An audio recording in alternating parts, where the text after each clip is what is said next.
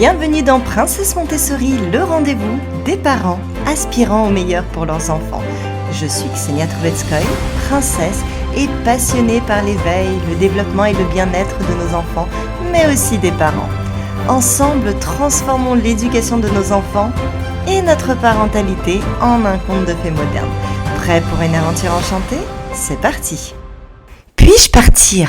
Comment informer son enfant de votre départ ? Avez-vous déjà voulu annoncer quelque chose d'important à votre enfant, comme un changement de programme ou vos projets personnels pour qu'il ait le temps de s'y préparer et de se sentir en sécurité ? Mais à la place, vous avez finalement posé une question qui a déclenché une tempête émotionnelle. Et ensuite, vous vous êtes demandé, mais où est-ce que j'ai fait l'erreur ? Il est très courant qu'en tant que parents, nous formulions des informations importantes sous forme de questions.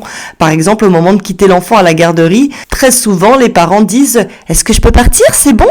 Ou lorsque l'enfant demande un jouet dans un magasin et que nous, en tant que parents, nous répondons « Nous ne l'achèterons pas maintenant, d'accord ?» Cette tentative d'adoucir une réaction potentiellement négative produit souvent l'effet inverse. Ce type de phrase peut refléter une hésitation ou un manque de certitude. Il y a en fait deux conséquences de ce type de question. La conséquence numéro 1, il y a une contradiction sur les attentes. Poser une question donne à l'enfant l'illusion d'avoir le choix alors que la décision est déjà prise. Si l'enfant ne veut pas que le parent parte, il répondra non. Mais si le parent part malgré tout, cela provoque un sentiment de tromperie et de frustration.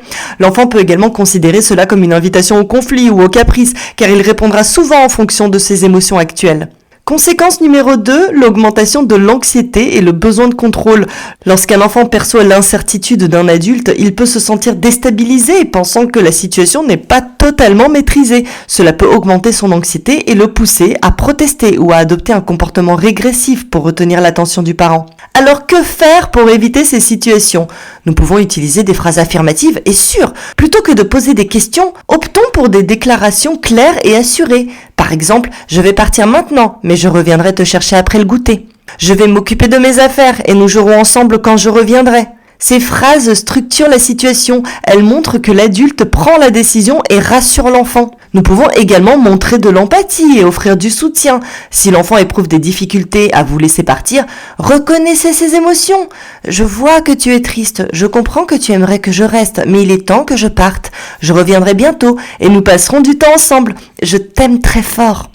Cela renforce son sentiment de stabilité et de sécurité. Et enfin, il faut absolument éviter les ambiguïtés.